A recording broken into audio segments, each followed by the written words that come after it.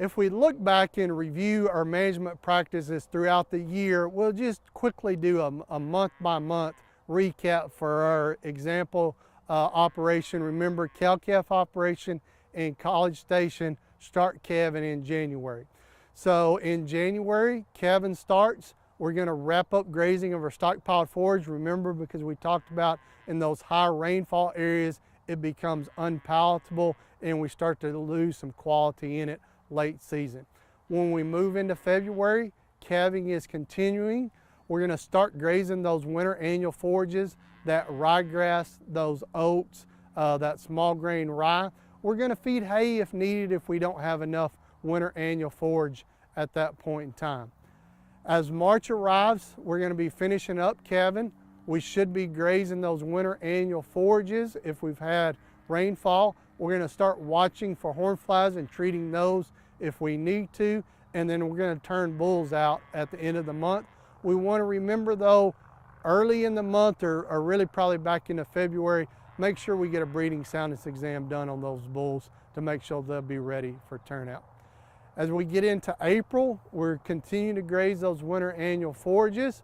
We're going to have that Brandon time calf working at 2 to 3 months of age, where we're going to castrate. We're going to give them those first round of vaccines. And then we're going to go ahead and fertilize those warm season perennial pastures. We may go ahead and use nitrogen, phosphorus, and potassium at that point in time. If you don't need phosphorus and potassium, just nitrogen will be fine. So as we move into May, we're going to transition from grazing those winter annual forages to that Bermuda grass. We're also going to look at making hay at that point in time with those excess forage if drying conditions will allow us. If we can't get that hay dried down to about 15% moisture due to rainy conditions or cloudy conditions or high humidity, if you have somebody who can wrap it, then we can look at making what's called bellage. And what bellage would be is just like we would make hay, but instead of drying it down to only 15% moisture, we're going to dry it down to about 50% moisture and let it ferment just like we would silage. As we move into June, June's actually a pretty easy month. We're continuing to graze that Bermuda grass. We're going to bring those cows in and deworm the cows and the calves. What a lot of people like doing there is using a pour-on dewormer, so we don't actually have to catch them in the squeeze chute and use an injectable product. July, grazing that Bermuda grass, pick up the bulls, one of the simplest months of the year in our operation. As we move into August, another pretty light month from a management standpoint, just grazing that Bermuda grass and getting ready to start making our plans for stockpile Bermuda grass and then those winter annual forages. September is a pretty busy month for example ranch. We're grazing Bermuda grass. We're stockpiling a portion of our Bermuda grass to be grazed later in the fall and the winter.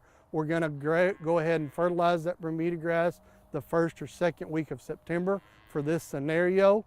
We're weaning those calves and we're doing that weaning time vaccination of those calves as well. October, grazing that Bermuda grass.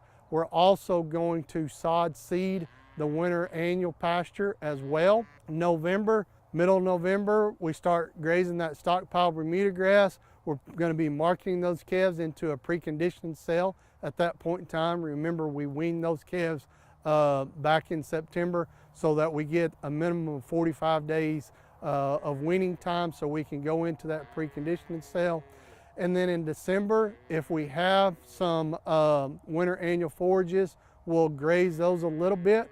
We're going to go ahead and fertilize them so that we can graze them later in the year. We're primarily grazing that stockpiled forage.